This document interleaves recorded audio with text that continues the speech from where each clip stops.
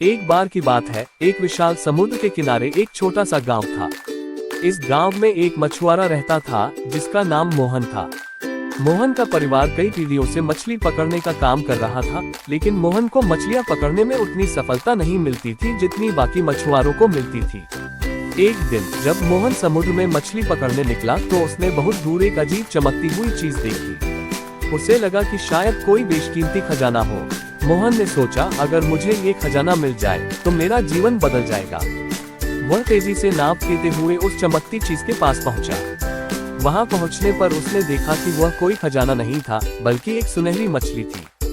मोहन ने उसे अपने जाल में फंसा लिया, लेकिन जैसे ही वह उसे नाव में लाने लगा, मछली ने बोलना शुरू कर दिया।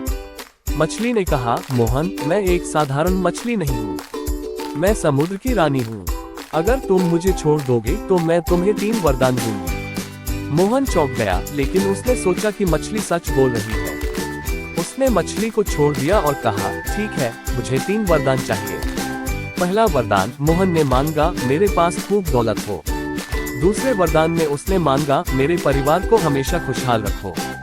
और तीसरे वरदान के लिए उसने सोचा और कहा, मुझे मछलियां पकड़ने में सबसे अधिक सफलता मिलनी चाहिए। मछली ने मुस्कुराते हुए कहा, तुम्हारे तीनों वरदान पूरे होंगे, लेकिन याद रखना, सच्ची खुशी सिर्फ दौलत और सफलता में नहीं होती। इसे समझने के लिए तुम्हें धैर्य और समझदारी रखनी होगी। मछली के गायब होते ही मोहन की नाव दौलत से भर गई। वह खुशी खुशी घर लौट आया। उसके परिवार में भी सुख समृद्धि आने लगी और वह मछलियां भी बहुत पकड़ने लगा। लेकिन कुछ ही दिनों बाद मोहन को महसूस हुआ कि उसके पास सब कुछ होते हुए भी उसे सच्ची खुशी नहीं मिल रही थी। उसे समझ में आया कि उसने धैर्य और संतोष को नजरअंदाज कर दिया था। एक दिन वह वापस समुद्र के किनारे गया और अपनी पुरानी सरल जीवन शैली को अपनाने का फैसला किया।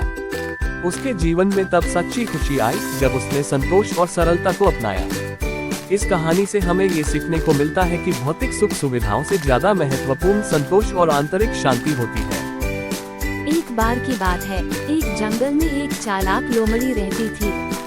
वो बहुत बुद्धिमान और समझदार थी, लेकिन उसकी सबसे बड़ी कमजोरी ये थी कि वो अपनी चालाकी पर बहुत घमंड करती थी। एक दिन लोमड़ी को बहुत भूख लगी थी। वो खाने की तलाश में जंगल में घूम रही थी कि अचानक उसकी नज़र एक पेड़ पर बैठे कौवा पर पड़ी, जिसके पास एक बड़ा सा रोटी का टुकड़ा था। लोमड़ी ने सोचा, अगर मैं इस कौवे से ये रोटी हासिल कर सकूं, तो मेरा पेट भर जाएगा।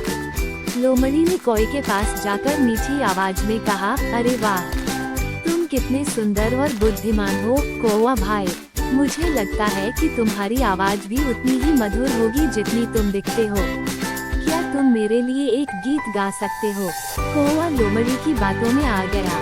उसे अपनी तारीफ सुनकर अच्छा लगा और वो अपनी मधुर आवाज दिखाने के लिए जोर जोर से कांव कांव करने लगा।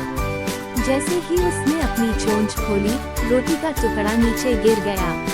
लोमड़ी तुरंत उस रोटी के टुकड़े को उठाकर भाग गई और खुश होकर बोली, तुम्हारा गीत तो सचमुच मधुर था, लेकिन मैंने जो चाहा था वह मैंने पा लिया।